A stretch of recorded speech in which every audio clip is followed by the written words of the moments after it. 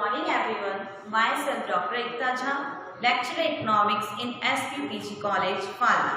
चलिए आज हम प्रकृतिवाद व गणितवाद की तुलना करेंगे, इन दोनों के बीच के अंतर को देखेंगे।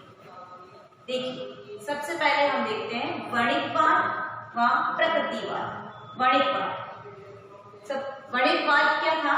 जैसा मैंने आपको पहले ही बताया था, गणितवाद व्यापार से संबंधित एक धारणा थी और प्रकृतिवाद कृषि से संबंधित एक धारणा थी। इन दोनों को अपन ने पहले ही डिटेल में पढ़ लिया। अब हम इन दोनों के बीच के अंतर को पढ़ेंगे। तो सबसे पहला हम अंतर देखते हैं। गणितवादियों का प्रमुख उद्देश्य सोना चांदी आयात कर देश को शक्तिशाली बनाना चाहते थे। प्रकृतिवादी कृषि पदार्थों को अधिक महत्व देते थे। देखिए जो गणितवादी जो लोग थे वो क्या थे, सोने चांदी को अधिक से अधिक आयात करना चाहते थे और सोने चांदी के महत्व को बहुत अधिक प्रधानता देते थे और उनका मानना था कि जितना सोना चांदी हमारे देश में अधिक होगा उतना ही हमारा देश शक्तिशाली व मजबूत होगा। जबकि प्रकृतिवादी इसके बिल्कुल विरोधी थे और उनकी इसके विपरीत विचारधारा थी उनका मानना था कि जितना अधिक हमारे देश में कृषि का विकास होगा उतना ही अधिक हमारा देश शक्तिशाली बनेगा। सेकंड अंतर को देखते हैं। ये विदेशी व्यापार को आय प्राप्ति का साधन मानते थे। कौन? गणितवादी विदेशी व्यापार को आय प्राप्ति का साधन मानते थे। वही जो प्रकृतिवादी थे वह कृषि को आय प्राप्ति का साधन मानते थे। थर्ड, गणितवादी अर्थव्यवस्था को नियंत्रित रखने के पक्ष में थे। वे सरकारी हस्तक्षेप को महत्व देते थे, जबकि प्रकृतिवादी जो थे वो स्वतंत्र अर्थव्यवस्था के समर्थक थे। उनका मानना था कि हमें हमारी अर्थव्यवस्था में किसी भी प्रकार का हस्तक्षेप नहीं करना चाहिए। हर व्यक्ति को स्वतंत्रता है, पूरी आजादी, वो अपने हिसाब से अपना कार्य कर सके, जबकि गणितवादी इसके कठोर विरोधी थे। फोर्थ, ये कच्चे माल का आयात करते थे। गणितवादी जो क्या थे वो कच्चे माल का आयात करते थे और बने हुए माल का निर्यात करते थे, जबकि प्रकृतिवादी जो थे वो हमेशा निर्मित माल को ही बेचते थे। नेक्स्ट, गणितवादी पक्के कट्टर राष्ट्रवादी थे। वह अपने राष्ट्र के प्रति बहुत ज्यादा उत्तेजित थे और अपने राष्ट्र को बहुत ज्यादा अधिक महत्व देते थे। वही जो प्रकृतिवादी थे वे विश्व बंधुत्व की धारणा रखते थे, यानी वह सारे राष्ट्र को अपने साथ लेकर चलना चाहते थे और वो किसी प्रकार के विरोधी या किसी के प्रति विपरीत धारणा नहीं रखते थे। नेक्स्ट, गणितवादी विदेशी व्यापार को बहुत अधिक महत्व देते थे, जबकि प्रकृतिवादी अपने आंतरिक व्यापार को बहुत अधिक महत्व देते थे। नेक्स्ट, गणितवादी व्यापार वर्ग को सम्मानित वर्ग मानते थे, जबकि प्रकृतिवादी कृषक वर्ग को सम्मानित वर्ग मानते थे।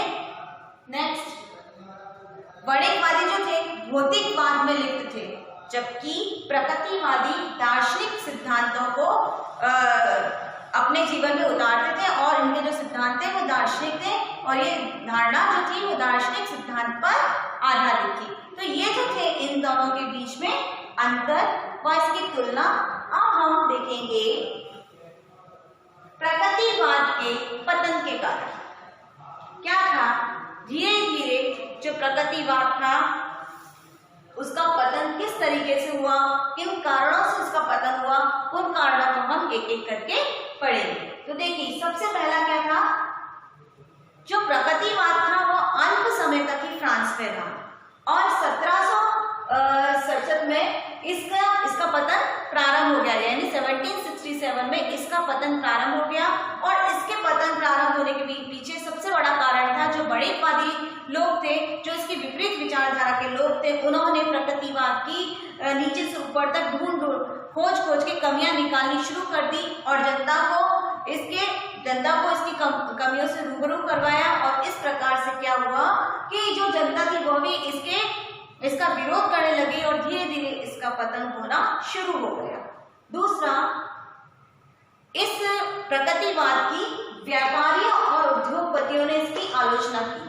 प्रकृतिवाद जैसे मैंने आपको शुरू में बताया था कृषि से संबंधित था, तो ये केवल कृषक वर्ग को ही बहुत अधिक महत्व देता था। तो इससे व्यापारी वर्ग और उद्योगपति वर्ग ने इस धारणा का कड़ा विरोध किया व्यापारिक वर्ग को महत्व नहीं देता, इसलिए उन्होंने भी इसकी कड़ी आलोचना करनी शुरू कर दी और इससे भी धीरे धीरे इसका पतन होना शुरू हो गया। थर्ड, इनके विचार क्रमहीन तथा विरोधी थे। जो प्रगतिवादियों के जो विचार थे वह एक क्रम से नहीं थे, उनका जो विचारों का जो क्रम था वो थोड़ा क्रमहीन था और विरोधी थे। फोर्थ, स्वतंत्र अर्थव्यवस्था के समर्थक। देखिए जो प्रगतिवादी थे उनका मानना क्या था, वो किसी भी प्रकार के सरकारी हस्तक्षेप को महत्व नहीं देते थे। वह कहते थे कि अर्थव्यवस्था बिल्कुल स्वतंत्र होनी चाहिए, हमारे देश के हर व्यक्ति को अपने विचारों को रखने की पूरी स्वतंत्रता होनी चाहिए। पर इस प्रकार से क्या होता था कि जब अगर हम अत्यधिक स्वतंत्रता दे देते हैं अपन किसी को भी, तो वह उसके उन सारी चीजों का गलत फायदा उठाते हैं जनता और अपने देश में अनुशासनहीनता आ जाती है। इस कारण भी इसका पतन होना शुरू हो गया। अंतिम कारण जो है आंतरिक व्यापार को अत्यधिक महत्व।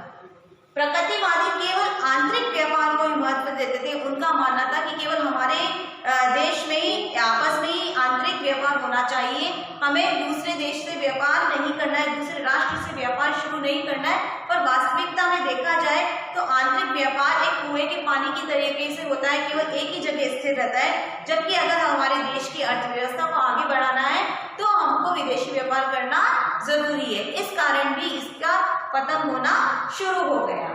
अंत में हम देखते हैं निष्कर्ष।